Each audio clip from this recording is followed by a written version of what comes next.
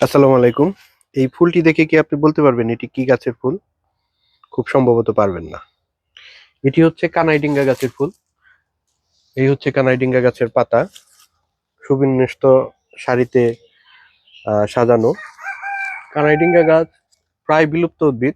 আগে বিভিন্ন জায়গায় দেখা গেলেও এখন তেমন একটা দেখা যায় না। কানাইডিঙ্গার ফুল সাধারণত রাতে ফোটে এবং ভোর হওয়ার আগেই ঝরে পড়ে।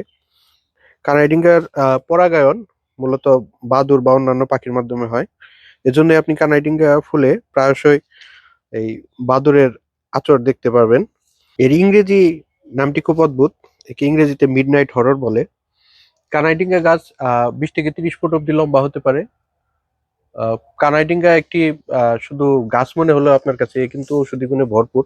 আমি যতদূর স্টাডি করে জেনেছি, কানাইডিঙ্গার ছাল, বাকল, পাতা, ফল সবই ওষুধ হিসেবে ব্যবহৃত হয়। কানাইডিঙ্গা ফুল সাধারণত বর্ষার শেষ থেকে হেমন্ত অব্দি ফুটে। আর ফুলটি গুচ্ছ আকারে ফুটে। এই গাছেও ফুল আছে কিন্তু চূড়ায় সেটি দেখানো সম্ভব নয়।